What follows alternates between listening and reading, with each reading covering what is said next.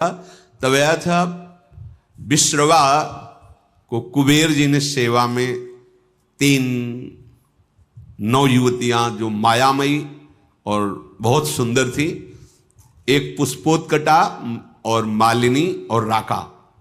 पुष्पोत्कटा से रावण कुंभकर्ण, मालिनी से विभीषण और राका से ये शूर्पणखा और खर, इनका प्रादुर्भाव हुआ था।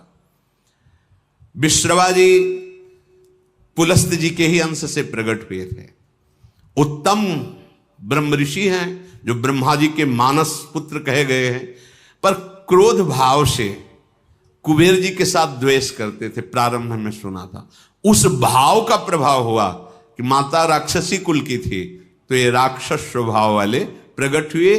पर बड़ी विचित्र लीला, उनमें से विभीषण जी भगवान के परम भक्त, तो ये बहन ही हुई, पिता एक ही है और माता अलग अलग है। ये घूम रही थी, पता नहीं कौन सा सौभाग्य भगवान पर इसकी दृष्टि पड़ी और मोहित हो गई। यद्यपि ये बड़ी भयावनी और राक्षसी स्वभाव की, उसको कहता ऐसा नहीं, आप ऋषि मुनियों को मारे, राक्षस राज साबित करें, इस पे हम आपका सहयोग नहीं करेंगे। तो मार डाला उसने, क्योंकि जो अपने स्वार्थ में अंधे होते वो रिश्ते नातों का सम्मान नहीं करते। अब ये स्त्री शरीर में थी तो राक्षसी, पर मन मारे बैठी थी कि कोई हमें ऐसा अक्षर दूषण तीसरा, ये सब अनुगामी थे रावण के, रावण की आज्ञा पे चलते थे। तो सोचा कि अगर इनसे भी जरा बोलेंगे तो ये हमें मार डालेंगे। रावण का विरोध कोई कर दे ऐसा है ही नहीं, त्रिभुवन में कोई नहीं था कि उसके खिलाफ कोई बोल सके।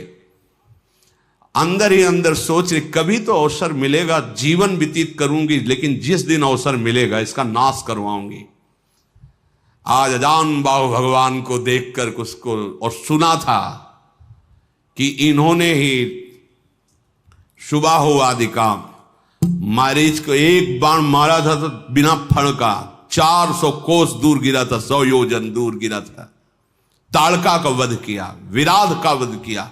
उसको पता था, समझ गई कि ऐसा कोई साधारण बलि ताड़का को नहीं मार सकता था, सुबाहु को नहीं मार सकता था, विराध को नहीं मार सकता था।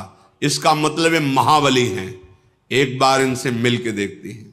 तो प्रभु से कह रही, तुम सम पुरुष, क्योंकि आपने भी निश्चय किया है, निश्चरहीन मह करूं भुज उठाए प्रणकीन, और मेरा भी आंतरिक निश्चय है कि इसको बर्बाद करके छोड़ूंगी, जिसने हमारे सुहा